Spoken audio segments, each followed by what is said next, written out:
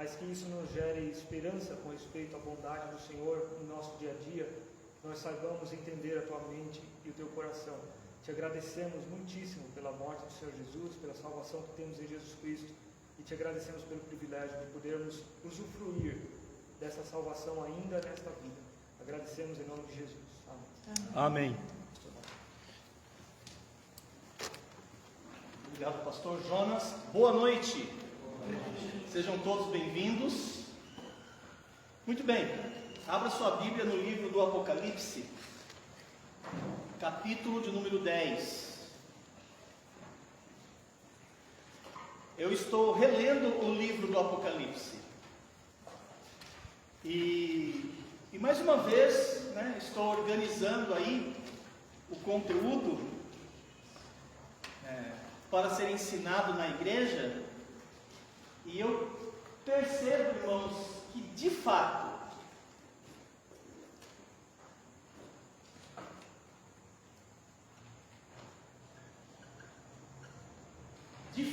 a palavra Apocalipse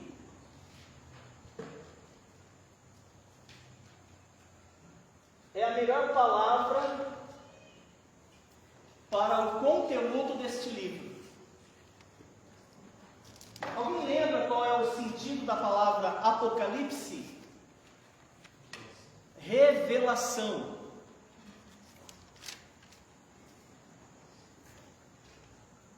Revelação.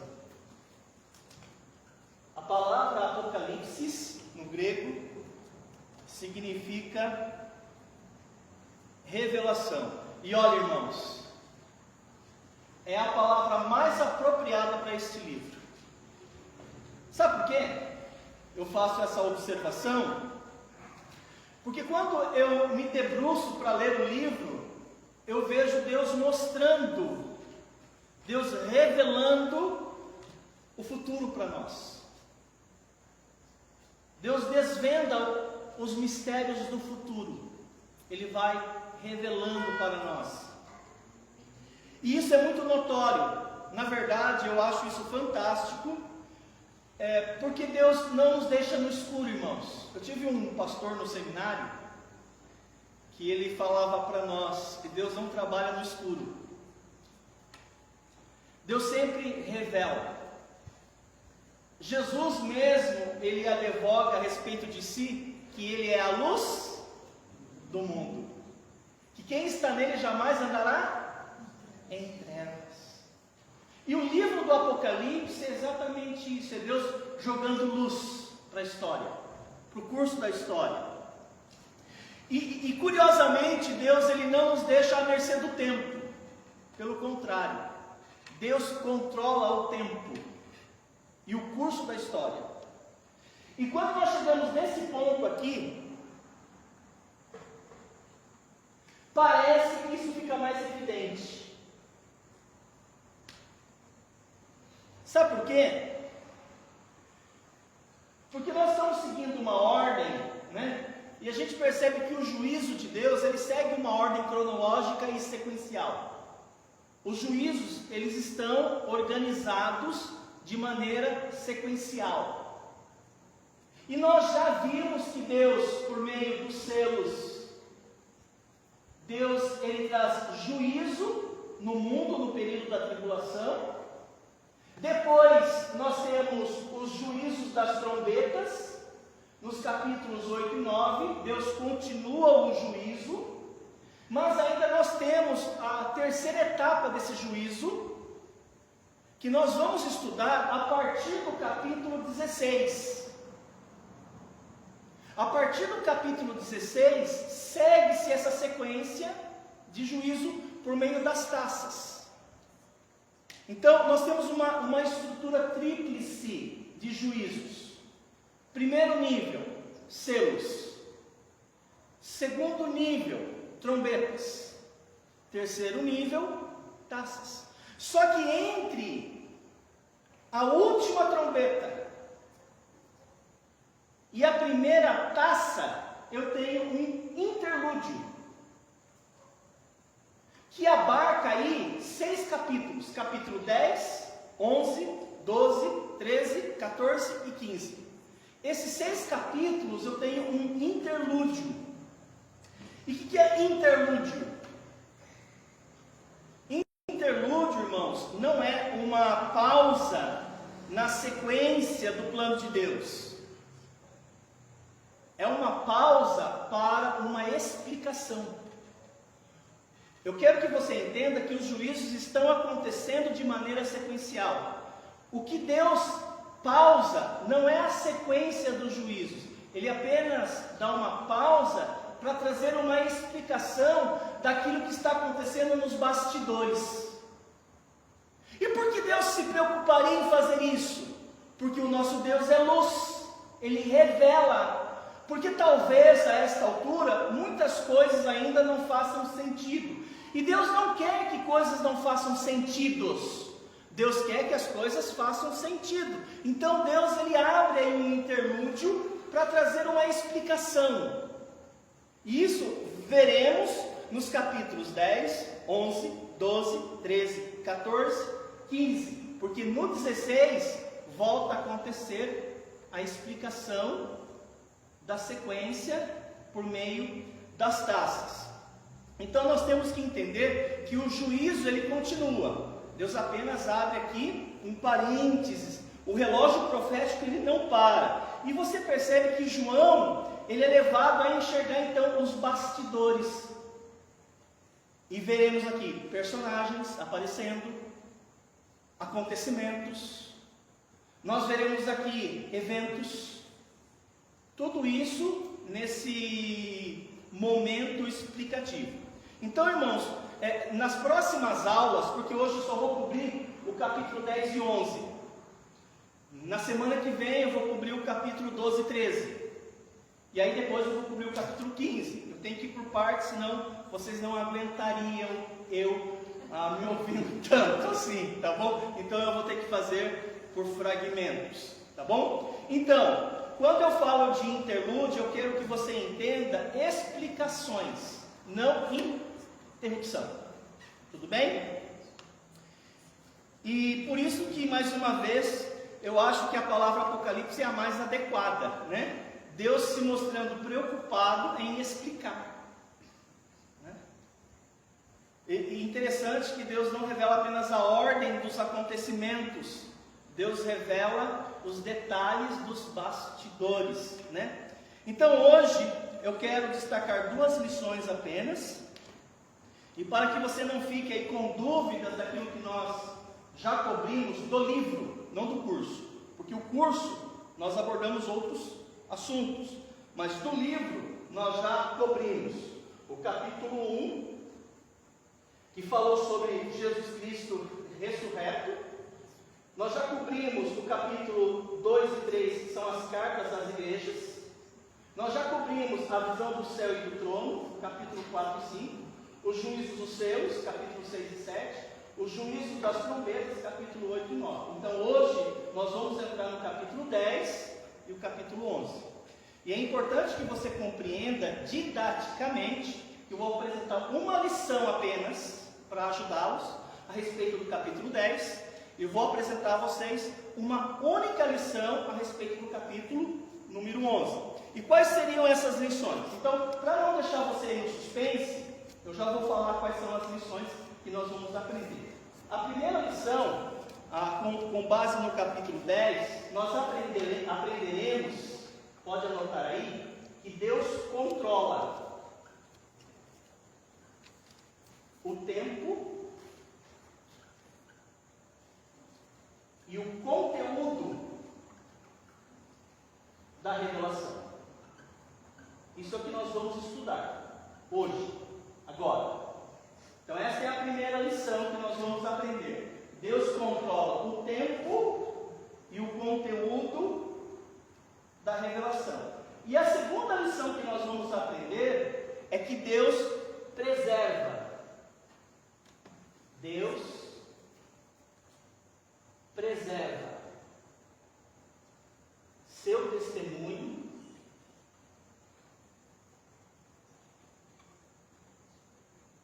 Deus preserva seu testemunho mesmo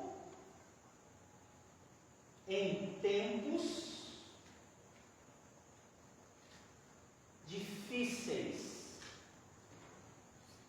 Então são essas duas lições que nós vamos aprender hoje, tá? Uma lição no capítulo 10 e a outra lição no capítulo 11. Então vamos começar com a primeira lição. Deus controla o tempo e o conteúdo da revelação. Vamos ler o versículo 1 de Apocalipse? Apocalipse capítulo 10, versículo 1. Deus controla o tempo e o conteúdo da revelação. Apocalipse 10, versículo número 1. Posso ler? Vi outro anjo forte, descendo do céu, envolto em nuvem, com um arco-íris por cima de sua cabeça, o rosto como o sol, e as pernas como colunas de fogo. Vamos orar. Amado Deus, agradecemos a Ti por esse conteúdo que estamos estudando, e eu tenho certeza que em cada aula, nesse culto de oração, está acontecendo algum tipo de aprendizado. E eu peço que esses ensinamentos que nós estamos tendo, como o pastor Jonas já observou, não apenas agregue conhecimento, mas gere no nosso coração o temor do Senhor. Então pedimos a Ti, ó Pai, que continua trabalhando conosco, trabalhando no nosso coração, inclusive nos confrontando em áreas que temos falhado, porque sem sombra de dúvidas, quando nós estudamos a Bíblia, ela fala com a gente, a Tua palavra ensina que ela é útil para ensinar, para corrigir, para repreender, para ensinar. E eu tenho certeza, ó Deus, que a Tua palavra, como ela está sendo lida publicamente, o Espírito Santo aplica ela em nós, e a Tua palavra vai nos ensinar, ela vai nos repreender, ela vai nos corrigir. E louvado seja o nome do Senhor, porque a cada culto que nós nos reunimos, nós vamos crescendo no conhecimento e também no temor do Senhor. Eu peço que o Senhor nos abençoe, por favor, em nome de Jesus, amém. Irmãos, como nós já temos observado, antes de avançar com a intensificação do juízo por meio das taças, porque lembra que uma das aulas que eu ministrei a vocês, eu disse que Deus ele vai aumentando a tensão na medida que o tempo passa. Então eu tenho uma tensão pelos selos, aí Ele aumenta a tensão nas trombetas, e Deus ele dá uma tensão ainda maior, uma tensão nas taças.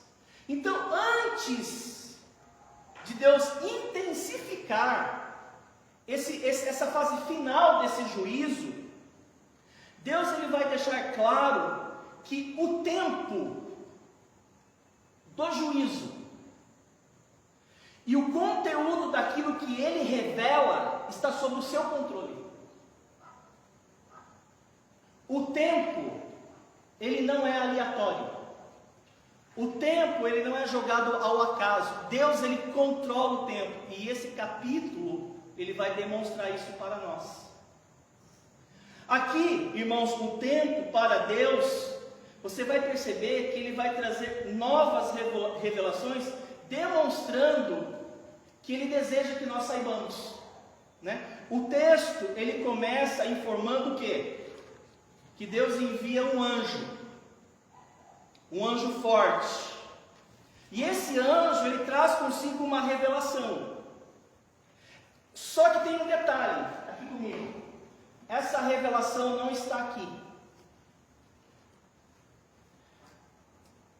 Essa revelação será apenas mostrada naquele momento. E esse anjo, quando ele surge, o texto fala que os seus pés repousam, uma perna no mar, né? O texto fala sobre isso, um anjo forte, grande, e outra perna repousa sobre a terra. E curiosamente, irmãos, a mensagem que esse anjo vem trazendo, ela não será revelada para nós. E isso quer dizer o quê? Que Deus tem controle na informação que Ele revela para nós. Você sabia aqui, que tem coisas que vão acontecer na vida de vocês, no ministério de vocês, que Deus não pode falar agora?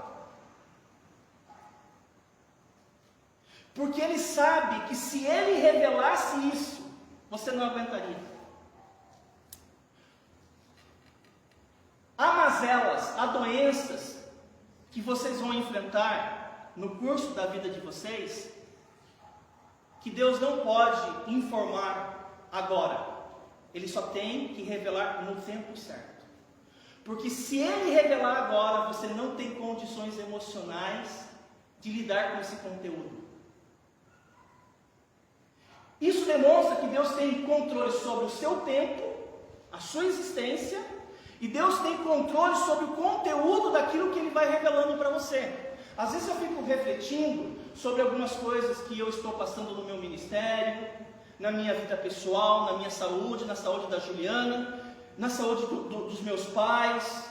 Eu fico pensando, se eu soubesse disso lá atrás, eu não teria condições de lidar com essas informações. Então perceba que a soberania de Deus, ela está retratada no tempo certo de falar para você.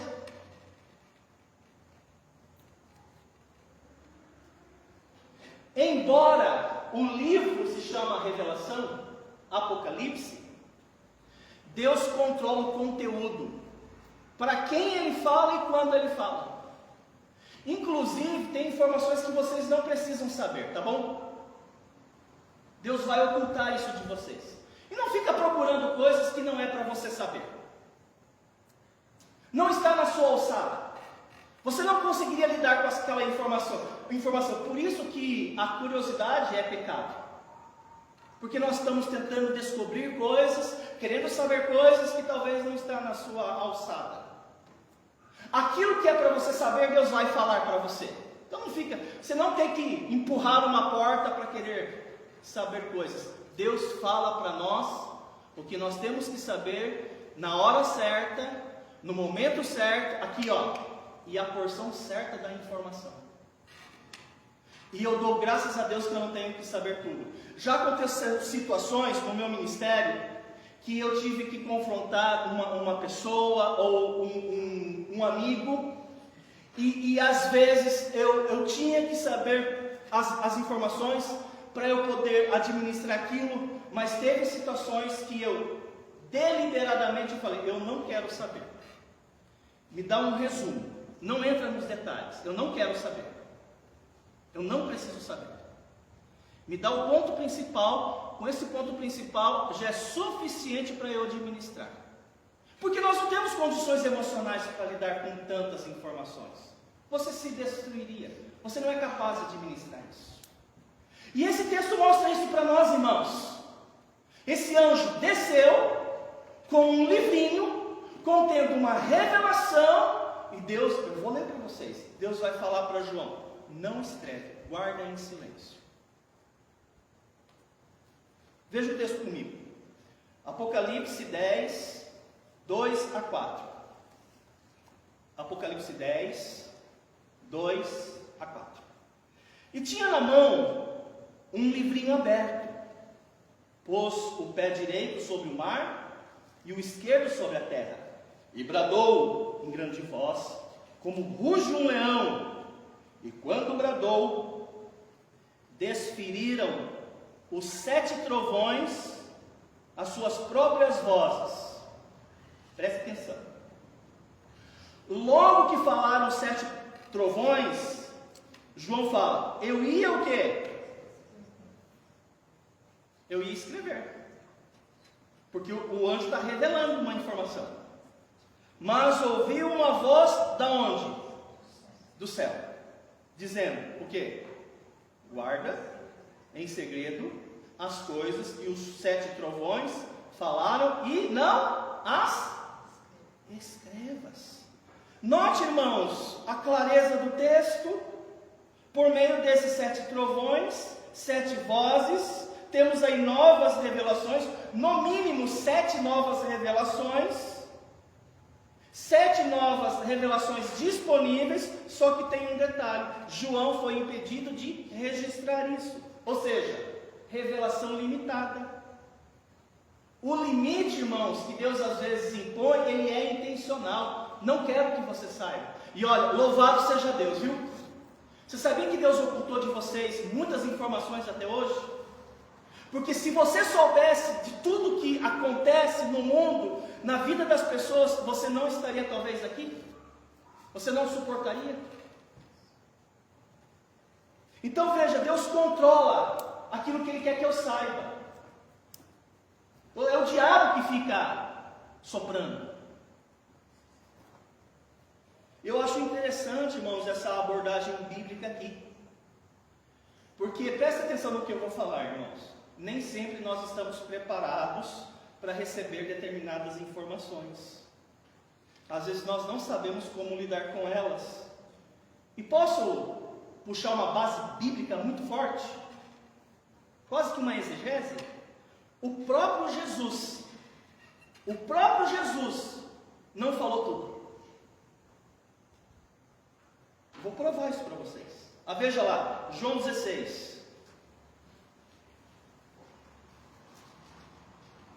João 16, versículo 12. João 16, versículo 12. Preste atenção, eu até sublinharia esse versículo aí, né? Para você se conter em alguns momentos da vida. João 16, 12. O que diz aí? Ainda tenho muito que vos dizer, mas vós o quê? Não o podeis suportar agora. Amém? Amém, irmãos. Deus está cuidando de você. Deus está pastoreando você. Ok? Mas aqui, dentro desta lição, eu tenho algumas outras informações ainda que eu quero repartir com vocês. Vamos dar sequência da leitura? Volta lá para o Apocalipse e veja o versículo 5 a 7 agora. Apocalipse 10, 5 a 7.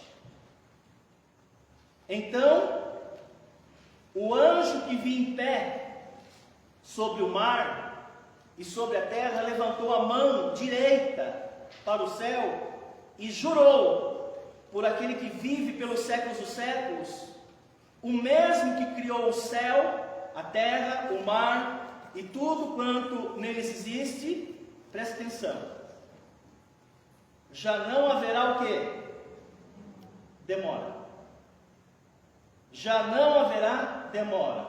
Mas nos dias da voz do sétimo anjo, quando ele estiver para tocar a trombeta, cumprir-se-á então o mistério de Deus, segundo ele anunciou aos seus servos, os profetas. Note aqui, irmãos, essa pausa que Deus ainda está dando para explicar, né? Nós estamos numa pausa explicativa aqui. Isso não vai afetar a ordem dos eventos, tá? O calendário profético dos juízos está acontecendo. Eu só quero chamar a sua atenção aqui para o finalzinho do versículo 6. Já não haverá demora. Essa frase, irmãos, essa frase, já não haverá demora, é uma certeza. Que certeza? A certeza que o plano de Deus não sofre improvisos, nem atrasos. Deus age no tempo certo. Isso significa aqui, que o tempo se curva à soberania de Deus. Deus, ele não é escravo do tempo. Não. O tempo se curva à vontade de Deus. Às vezes nós queremos acelerar as coisas. Às vezes nós queremos evitar acontecimentos. Irmãos, calma. Deus controla o tempo. E até o tempo se curva a Ele. Então, às vezes, quando Ele permite algo acontecer, lembre-se, se Ele está permitindo isso acontecer com você, nesse momento da sua existência, Deus está no controle, Ele sabe exatamente o que Ele está fazendo. Aqui nesse texto, ainda, temos uma outra informação que nos ajuda a compreender esse controle de Deus sobre o tempo e sobre o conteúdo da revelação. Veja comigo os versículos 8 a 10. Apocalipse 10, 8 a 10. Aqui eu tenho uma outra informação. A voz que ouvi, vinda do céu, estava de novo falando comigo e dizendo: vai e toma o livro que se acha aberto, na mão do anjo, em pé, sobre o mar e sobre a terra. Fui, pois, ao anjo, dizendo que me desse o livrinho. Vocês estão entendendo aqui a cena? O anjo, grande e forte, está com os pés sobre o mar e outro sobre a terra, e ele tem um livrinho. E foi orientado a João: vai até o anjo, pega o livrinho da mão dele. João foi, pegou o livrinho. O anjo deu o livrinho, a revelação para João. Aí o anjo que deu o livrinho para João, dá uma orientação para ele. Veja o texto. E então me falou: toma-o, devora-o. Certamente ele será amargo no seu estômago, mas a sua boca, doce como mel. Tomei o livrinho da mão do anjo e o devorei. E na minha boca era doce como mel. Quando, porém, o comi, o meu estômago ficou amargo.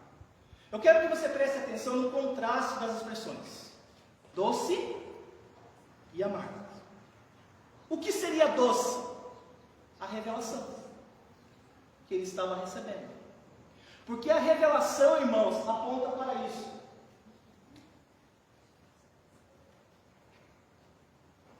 É o que nós esperamos. A revelação aponta para algo maior, o cumprimento. Deus está projetando tudo isso porque Ele está preparando as pessoas para o reino. Jesus vai implementar o reino dele. Então, quando ele recebe isso, é doce, porque é o que nós queremos. O que é que você quer? Qual é a sua maior esperança? Deve ser o reino. Venha a nós o vosso reino. Não é isso que Jesus ensinou nós orarmos no Pai Nosso? E seja feita a tua vontade, assim na terra como no céu. Essa revelação a respeito do futuro, a nossa maior satisfação é o reino. É isso que ele espera, isso é doce. Só que o cumprimento daquilo que ainda há de acontecer é amargo. Porque ainda há juízos que vão acontecer. As taças vão acontecer. E as taças é a manifestação da cólera de Deus. Ainda nem foi. Até agora. Os selos e trombetas nem foi a manifestação da cólera de Deus. Então, quando ele recebe... E essas informações, nós não sabemos quais são. Quem sabe foi João só. E as pessoas que vão estar naqueles dias. Então, veja que interessante. A revelação é doce porque fala da esperança que o reino está chegando, porque nós estamos bem no finalzinho mesmo, né? Então, o fato que ainda há o estabelecimento do reino, isso é uma grande esperança. Aliás, essa deve ser a esperança de todos vocês, porque no reino nós receberemos a ressurreição. Não somente nós, mas todas as pessoas que vão entrar no reino, pelo menos uma parte delas.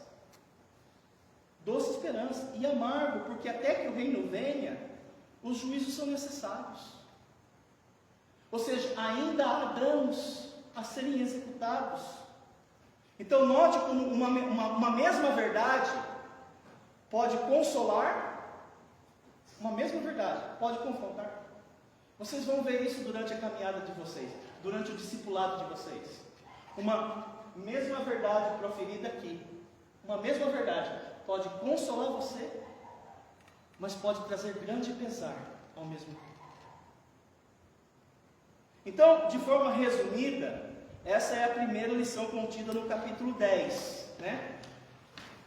Esse capítulo ensina, olha aqui, de maneira inequívoca que Deus governa o tempo, Deus governa o conteúdo da sua revelação. Aqui, ó, Deus governa o mensageiro e o cumprimento da mensagem.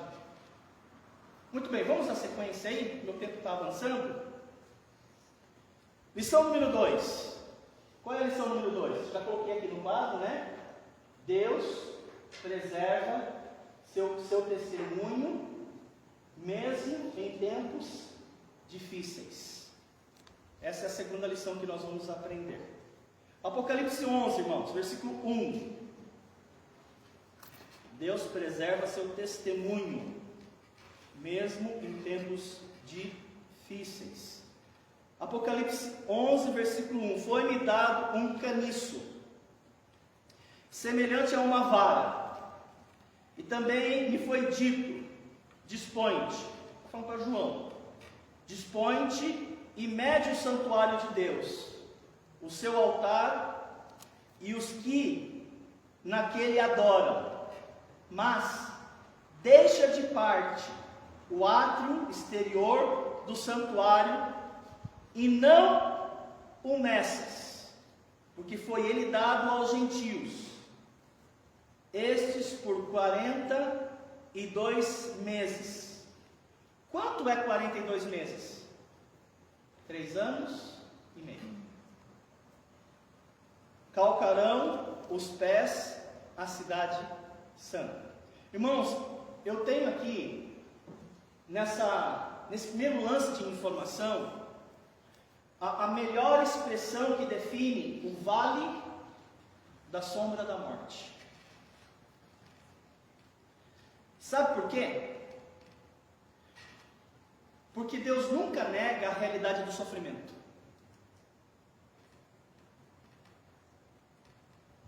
Você sabia que o sofrimento faz parte do nosso discipulado? Você sabia que não é possível servir a Deus sem sofrer?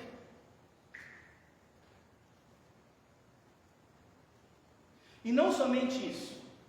Deus ele nunca nega a seus servos a realidade do vale. Talvez você esteja hoje no vale. Talvez você está saindo dele. Talvez você vai encontrar ele esse ano ainda. Não sei. Mas o vale vai vir. Ele não nega isso. Jesus, irmãos, inclusive, nos alertou de maneira muito encorajadora. Ele falou o seguinte: no mundo tereis aflições. Ele nos alertou: no mundo tereis aflições. E onde está o encorajamento? Mas tem de bom ânimo, eu venci. No mundo tereis aflições, mas tende ânimo, eu venci o mundo. Então, você precisa entender que nós estamos aqui no período final da tribulação, e nesta altura todo mundo está sofrendo. E por que todo mundo está sofrendo? Porque de um lado eu tenho o juízo de Deus caindo sobre os ímpios, e do outro lado eu tenho o inferno se levantando contra os salvos. Todo mundo está sofrendo. O vale, ele atinge tanto o bom quanto o mal. O vale da sombra da morte não é uma prerrogativa só para o homem salvo. O vale da sombra da morte é uma prerrogativa para qualquer ser humano. Hoje há pessoas que você conhece, que não é convertida, que está passando por um vale. Você conhece pessoas que são convertidas, que estão passando por um vale. Mas, sabe o que nós podemos aprender com esse capítulo? Que mesmo diante do sofrimento, Deus vai manter o seu testemunho.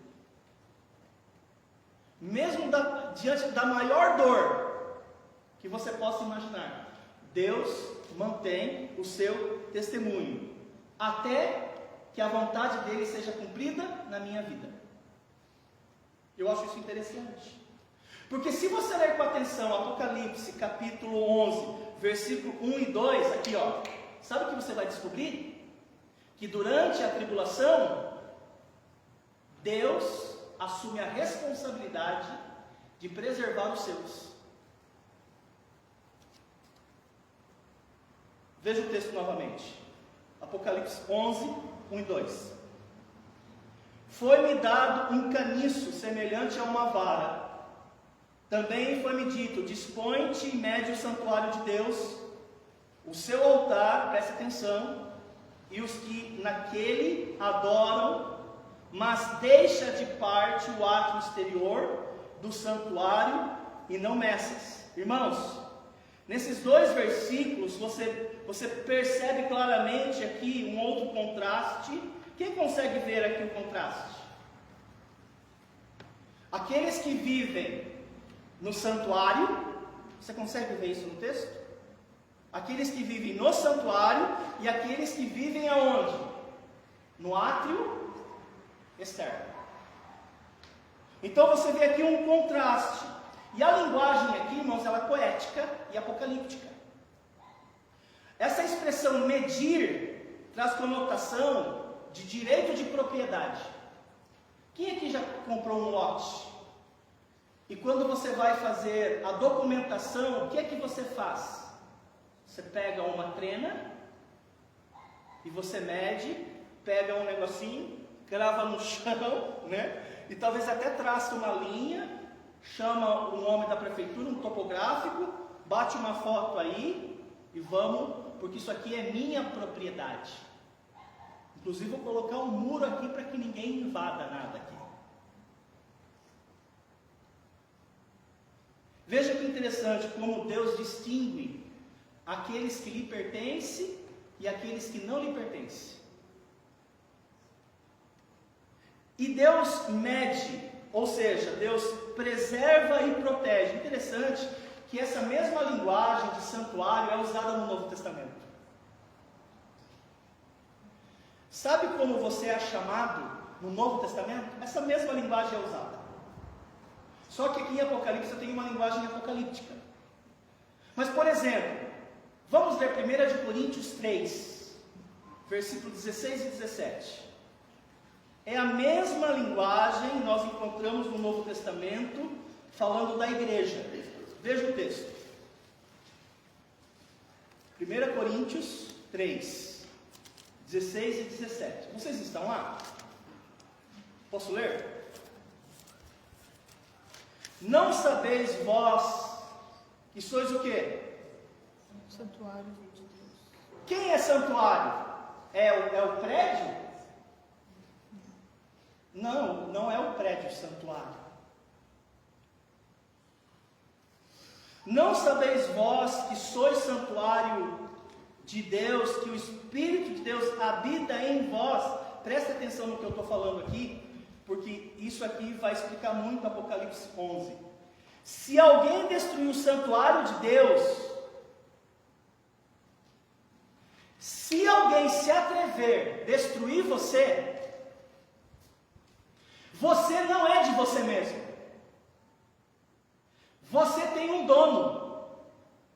A Bíblia vai dizer que nós somos propriedade exclusiva de Deus. Eu tenho um dono.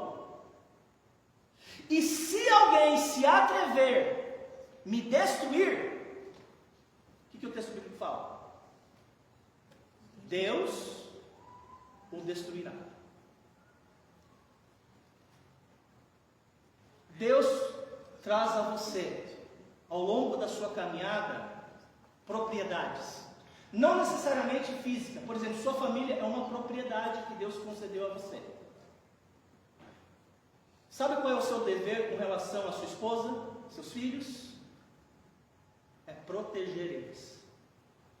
Se você tocar na minha família, eu destruo você. É o que Deus está falando aqui. Ninguém toca na minha propriedade. É minha. Eu sou dono. E esse texto, a semelhança de Apocalipse 11, vai nos ensinar que Deus vai proteger durante a tribulação aqueles que lhe pertencem. Durante a tribulação, quem é que vai proteger os salvos? Resposta: o próprio Deus. O texto diz que Deus vai proteger. Você lembra do Salmo 23? Mais uma vez. Quem é que protege a ovelha no vale da sombra da morte? É ela mesma? Não, é o pastor que protege ela. Aqui dentro dessa proteção, olha que interessante, Deus levanta duas testemunhas, ok? E essas duas testemunhas, elas serão levantadas no meio do caos. Versículo 3 a 6, veja lá, Apocalipse 11, 3 a 6. Gente, eu estou terminando aqui, viu? Tenha paciência. Apocalipse 11, 3 a 6. Darei as minhas duas testemunhas, que profetizem por 1260 dias. Alguém sabe quanto dá 1260 dias? 3 anos e meio.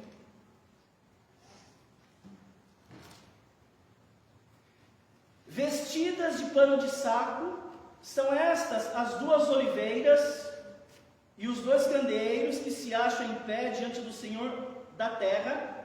Se alguém pretende causar-lhe dano, olha só, eles vão operar milagres. Sai fogo da sua boca e devora os inimigos. Sim, se alguém pretender causar-lhe dano, certamente deve morrer. Eles têm autoridade, são homens, são testemunhas dotadas de poder miraculoso. Eles têm autoridade para fechar o céu, para que não chova durante os dias em que profetizarem. Tem autoridade também sobre as águas, para convertê-las em sangue, bem como para ferir a terra com toda sorte de flagelos, tantas vezes quanto quiserem. Irmãos, nós temos aqui algumas informações bem interessantes que traz muita curiosidade. O texto fala para nós 3 informações precisas, ok? Quais são as informações precisas que o texto nos apresenta? Primeira informação, são 2 testemunhas literais, não é uma figura. São duas personagens, são 2 pessoas. Segunda informação aqui, eles terão um ministério de pregação. Aqui profecia é pregação. Eles terão um ministério de pregação por 3 anos e meio. Seria a metade da tribulação. Uma terceira informação, que durante o ministério deles, eles têm autoridade divina para operar milagres. Então, são essas as 3 informações absolutas que o texto nos apresenta. Mas o texto não nos apresenta quem são essas 2 testemunhas. E durante a história da igreja, surgiram-se possibilidades sobre a identidade dessas testemunhas. Mas essas possibilidades estão apenas no campo das conjecturas. Nós não sabemos ao certo, o texto não fala para nós. E quais seriam essas 3 possibilidades? Pois bem, a primeira possibilidade dessas 2 testemunhas seria Moisés e Elias. É a primeira possibilidade. E por que, durante a história da igreja, levanta-se essa hipótese? Porque Moisés, Elias, irmãos, durante o ministério deles, eles também operaram milagres, à semelhança dessas 2 testemunhas, bem parecidos. Segundo, Moisés e Elias são personagens do Antigo Testamento emblemáticos, porque Moisés representa a lei, e Elias representa essa escola de profetas. Nós temos 2 representantes aqui. E também são excelentes candidatos para cumprir essa missão. Então, pode ser que seja Moisés e Elias. Uma segunda possibilidade é Elias e Enoque. É uma segunda possibilidade. Elias e Enoque. E por que Elias e Enoque? Porque ambos não passaram pela morte. Ambos foram levados vivos à presença de Deus. E interessante que tanto Elias como Enoque, de acordo com o registro bíblico do Antigo Testamento, eram homens extremamente piedosos e comprometidos em relação àquilo que eles acreditavam. Então, seria uma missão que eles encarariam. E nós temos uma terceira possibilidade. A terceira possibilidade é que são judeus comuns que se converteram durante a tribulação. São dois judeus que estavam inseridos naquele contexto desde o início, e Deus chama eles e capacita eles para que eles tenham esse ministério de pregação, esse ministério profético, e são candidatos, de fato, razoáveis para cumprir essa missão. O fato é que nós não sabemos, né, quem são essas duas testemunhas. O que nós sabemos são 3 informações. Primeira, que são 2 homens literais. Nós também sabemos que eles terão um ministério por 3 anos e meio. Eles têm o começo e o fim do ministério deles, 3 anos e meio. E essas duas testemunhas, eles têm autoridade divina para operar milagres. É o que nós sabemos. O texto também apresenta algo para nós chocante a respeito do resultado do trabalho desses homens. Veja o texto. Apocalipse 11, versículos 7 a 10.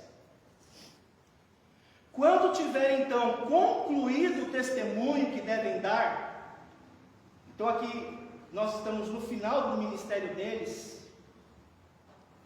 Quando tiverem então concluído o testemunho que devem dar, presta atenção, a besta que surge do abismo pelejará contra elas, as testemunhas, e as vencerá e matará. E o seu cadáver ficará estirado na praça da grande cidade, que espiritualmente se chama Sodoma e Egito, onde também o Senhor foi crucificado. Então, muitos dentre os povos, tribos, línguas e nações contemplarão os cadáveres das duas testemunhas por 3 dias e meio, e não permitem que esses cadáveres sejam sepultados. Os que habitam sobre a terra se alegrarão por causa deles, realizarão festas e enviarão presentes uns aos outros, porquanto esses 2 profetas atormentaram os que moram sobre a terra. Aqui, irmãos, eu vejo um tremendo de um deboche. Isso aqui é chocante. Uma festa será feita,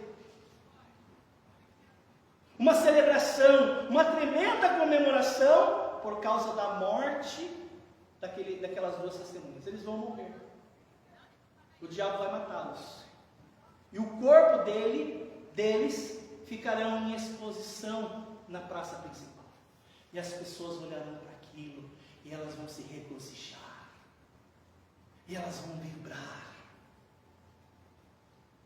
Interessante que quando eu leio esse texto, sabe o que me vem à mente? A morte de Estevão. Eu leio esse texto, eu lembro de Estevão. Porque Estevão estava também testemunhando, Estevão estava pregando, e como que as pessoas reagiam à pregação dele? De forma negativa, não é? Você sabia que ainda hoje é assim? As pessoas, irmãos, elas não gostam de serem confrontadas. Eu não estou falando desrespeitadas, isso não pode mesmo. Okay? Você não tem o direito de desrespeitar e ser mal educado com ninguém. Mas você deve confrontar erros. Você deve confrontar, sim, pecados. Você nunca deve ser cúmplice de obras infrutíferas das trevas. A Bíblia fala, porém, reprovai-as. Nós precisamos dessa postura. Mas o ser humano, irmãos, ele não lida muito bem com confrontação. Se você levar para as pessoas a mensagem do Evangelho, de duas uma, ou ela vai te amar, ou ela vai te odiar muito. Vocês verão isso na vida evangelística de vocês. Quando você apresenta o Evangelho, ou elas vão te amar, ou elas vão te odiar muito.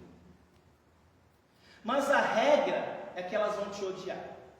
E aqui nesse texto do capítulo 11, quem quer que fosse pregar? Fosse Moisés, que fosse Elias, que fosse Enoque, que fosse dois judeus simples que vêm da tribulação, eles seriam debochados, eles seriam ridicularizados, eles seriam mortos, mesmo assim.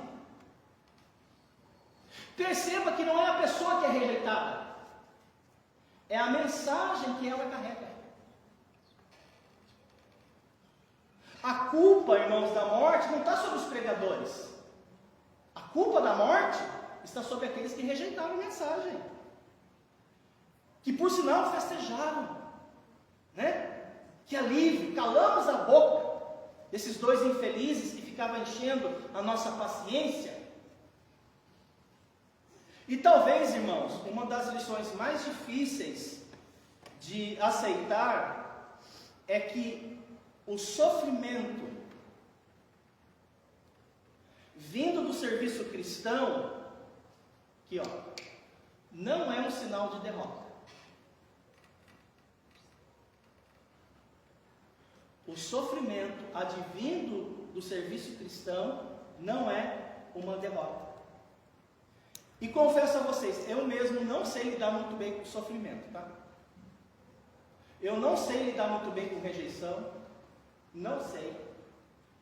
Eu não sei lidar muito bem com sarcasmo, eu não sei lidar muito bem com deboche.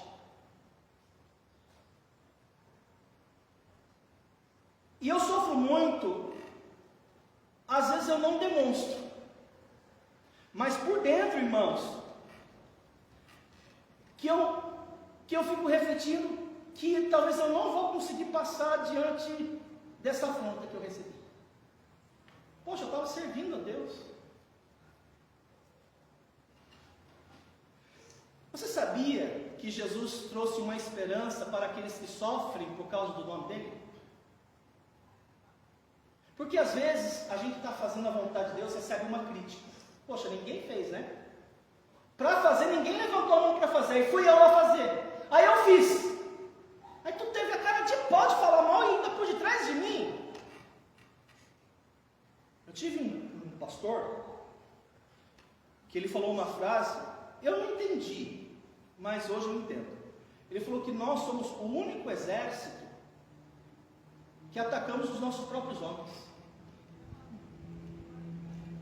E pelas costas. Eu não sei lidar com isso. Mas Jesus trouxe uma esperança. Veja o texto. Mateus 5, 11 e 12. Mateus capítulo 5, 11 e 12. Nós temos uma esperança. Bem-aventurados sois quando por minha causa vos injuriarem e vos perseguirem e mentindo disserem todo mal contra vós. Regozijai-vos e exultai, porque é grande o vosso galardão nos céus, pois assim perseguiram os profetas que vieram antes de vós. Irmãos, só que Deus ele não vai permitir que o mal triunfe sobre os seus servos. Sabe por quê? Porque depois de 3 dias que esses servos estiverem ali expostos na praça pública, depois de 3 dias e meio, sabe o que vai acontecer? Deus vindica para si aqueles servos. Veja o texto. Apocalipse 11, 11 e 12. Apocalipse 11, 11 e 12. Mas depois dos 3 dias e meio, preste atenção, um espírito de vida, vindo da parte de Deus, neles penetrou. Eles se ergueram sobre os pés, e aqueles que os viram, sobreveio grande medo. E as 2 testemunhas ouviram grande voz, vinda do céu, dizendo-lhes: subi para aqui. E subiram ao céu, numa nuvem, e os seus inimigos as contemplaram. Irmãos, aqui nesse texto, nós temos uma demonstração cabal, quem de fato está no controle.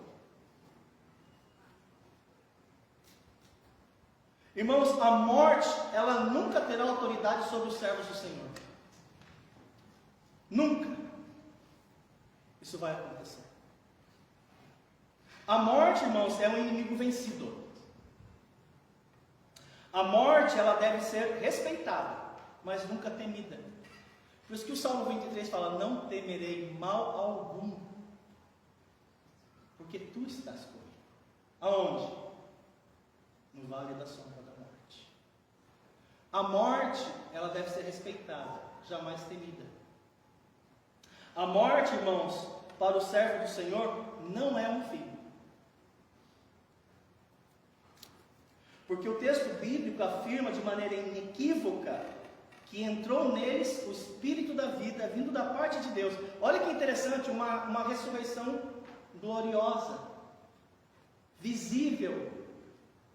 Deus exaltando os seus servos diante dos olhos dos seus inimigos. Então, olha que interessante, o mundo pode zombar de nós, pode caçoar de nós, pode escarnecer de nós, pode até nos matar, mas é Deus quem nos dá honra, dá glória, exulta, ressuscita, glorifica. Foi exatamente isso que Jesus quis dizer em Mateus capítulo 5. Regozijai-vos, porque grande é o vosso galardão. Ele vai nos trazer de volta. Continuo. Apocalipse 11, 13, último versículo do capítulo. Apocalipse 11, versículo 13. Naquela hora, houve grande terremoto, e ruiu a 10ª parte da cidade, e morreram. Nesse terremoto, quantas pessoas? 7.000 pessoas. Ao passo que as outras ficaram sobremodo aterrorizadas, e os ímpios fizeram o quê? Já viu isso? Ímpios dar glória a Deus. Diante daquela cena, irmãos, até os ímpios glorificaram a Deus. Então você pode observar que as ações de Deus sempre, irmãos, resultam em resultados. Isso significa que tudo aquilo que Deus faz não é aleatório. É planejado. É direcionado. O texto diz aqui, ó. O texto diz que não é a cidade inteira que caiu. O texto diz que apenas a 10ª parte da cidade caiu. Isso revela algo importante para nós. Que Deus, quando aplica a disciplina, Ele segura a mão. Por quê? Porque a disciplina de Deus é direcionada. É precisa, é medida, é intencional. E o número de mortos, irmãos, não foi acidental. 7.000 pessoas. Isso aqui não é um dado estatístico. Remete a uma ação planejada por Deus. Isso ecoa diretamente o texto de 1 Coríntios 3,17. O que o texto de 1 Coríntios 3,17 diz? Se vocês destruírem o santuário de Deus, Deus destruirá vocês. O que está acontecendo aqui? Irmãos, Deus, Ele não ignora a violência contra seus servos. Ele responde no tempo certo. E o texto fecha com algo surpreendente, né? As outras ficaram sobremodo aterrorizadas e deram glória ao Deus do céu. Veja, mesmo no meio do juízo, Deus foi reconhecido, Deus foi glorificado, Deus foi temido. Isso mostra, irmãos, que o testemunho de Deus não é em vão. Alguns não se arrependeram, só que ninguém fica indiferente aqui. Eu quero concluir falando o seguinte: hoje nós aprendemos duas lições. A primeira lição foi extraída do capítulo 10. Deus controla o tempo e o conteúdo da revelação. E a segunda lição que nós aprendemos foi extraída do capítulo 11. Deus preserva seu testemunho, mesmo em tempos difíceis. Mas eu queria falar algo mais a vocês. Peço mais uma vez sua paciência. Lendo este livro e meditando nesse ensinamento, eu fui influenciado a refletir num outro texto que ele é mal interpretado, mal entendido, mal explicado. Você sabia que existe um tremendo equívoco na compreensão do texto de Mateus 23, versículo 12? E o equívoco, irmãos, é gritante. Talvez você já cometeu esse erro. Eu preciso que você corrija isso.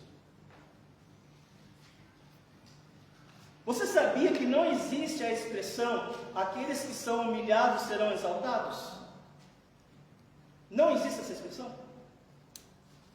Aqueles que são humilhados serão exaltados. Isso não existe. Isso não é bíblico. Sabe o que é bíblico? Leia o texto. O que diz o texto? Aqueles, o quê? Que a si mesmo se humilham, serão exaltados. O texto não fala aqueles que são humilhados serão exaltados. O texto fala aqueles que a si mesmo se humilham serão exaltados. É exatamente esse o principal ensino de Apocalipse 10 e 11. Não é que eles foram humilhados, eles se humilharam. E sabe qual é o sentido disso? Eu submeto à vontade de Deus. Eu me rendo à vontade de Deus. Eu me sacrifico para que a vontade de Deus seja feita. Em resposta a isso, Deus me exalta. Foi o que Deus fez com as duas testemunhas. Deus exaltou elas. Deus honrou elas. Isso é um grande ensinamento que você deve levar para a sua casa. Jesus fez a mesma coisa. Então, meu desejo é que você se renda plenamente ao plano soberano de Deus. E na medida que Ele se revelar, não busque saber o que você não tem que saber. Na medida que Ele falar com você, responda. Amém? Amém. Fecha seus olhos. Vou pedir para a Juliana me ajudar. Nós vamos cantar o hino. Mas antes vamos orar. Senhor Deus, eu peço a Ti que nos ajude na nossa caminhada a entendermos a vontade do Senhor para as nossas vidas. E quando o Senhor se revelar a nós, se mostrar a nós pela Sua palavra, que possamos ter a condição sincera de responder ao Senhor. E que ao responder ao Senhor possamos ser encontrados fiéis. Inclusive a Tua palavra ensina isso. O que se requer dos dispenseiros é que cada um deles seja encontrado fiel. E durante a nossa caminhada, ó Pai, eu sei que às vezes o cerco vai fechar. E às vezes nós vamos fraquejar. Mas nos ajuda a lembrar que é para cima que nós devemos olhar, que é para a cruz que o Senhor carregou e a vitória que o Senhor teve sobre a morte. Que possamos deixar os nossos corações fixos em Jesus. Eu peço isso, Pai, em nome de Jesus. Fique em pé junto comigo. Você tem um inário aí? Eu sei que algumas pessoas chegaram pelas correias. Se você tem dois, reparte com alguém que não tem um inário. Acho que tem uma pessoa no fundo que precisa de um inário. Eu quero que você abra no número 82 do Hinos de Louvor. E eu acredito que a mensagem bíblica, ela deve ser sempre cristocêntrica. A nossa esperança está no Cristo, em Jesus Cristo. Poderia repartir o seu inário lá no fundo? Dá para te dar um inário para 2 pessoas, tá bom? Então, quem não tem, acho que o pastor Davi está sem inário, pode receber junto. Meu Cristo.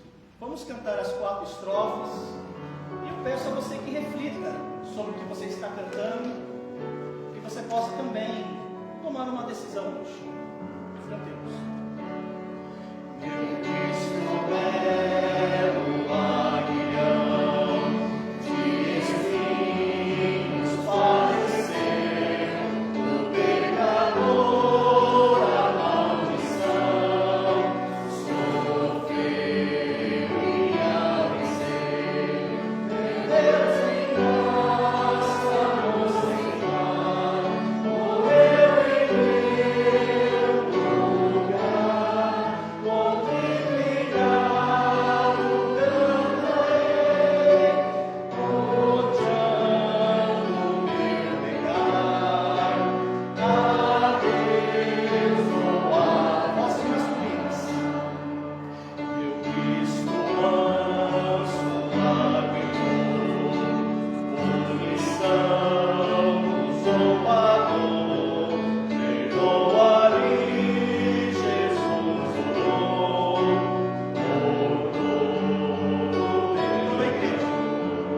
meu Deus em graça nos limpar, morreu em meu lugar, contemplado cantarei, odiando meu pecar. A Deus, vozes femininas.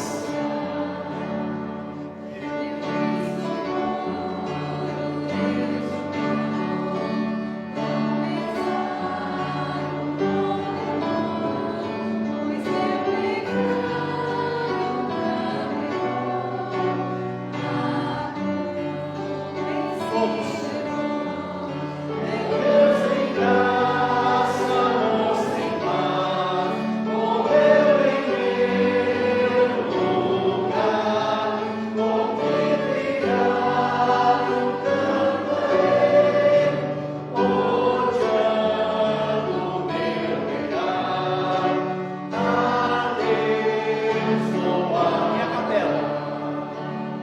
Meu Cristo forte voltará, majestoso reinará, ressuscitou, venceu o mal, o vencedor virá.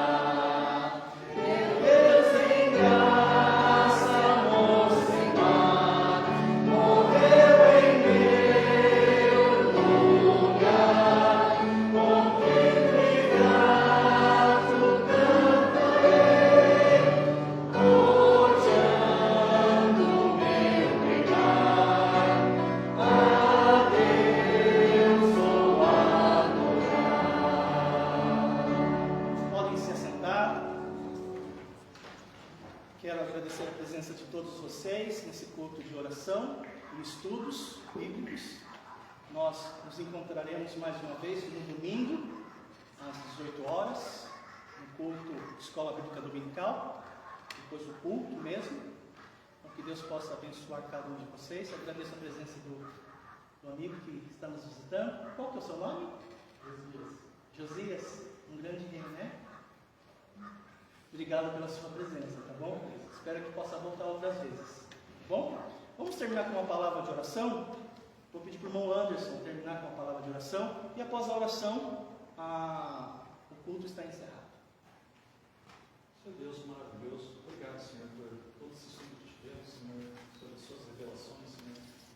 Como o Senhor é bom, o Senhor cuida de nós, Senhor, não revelando coisas que não precisamos saber, Senhor, para evitar, Senhor, dores, sofrimentos, Senhor, mas que a gente possa estar sempre lembrando, Senhor, que o Senhor é um Deus tão grande, tão maravilhoso, onde podemos escolher, Senhor. Graças a Deus pela salvação que o Senhor nos deu, Senhor, e que possamos, Senhor, estar fazendo o melhor para Ti a cada dia, Senhor, e que possamos estar sempre buscando a Ti, Senhor, e deixando nossos desejos de lado, Senhor, mas fazendo sempre a Sua vontade. Obrigado, Senhor, pela Sua palavra, Senhor, por todos os Seus mandamentos, Senhor, que possamos estar colocando-os em prática, Senhor,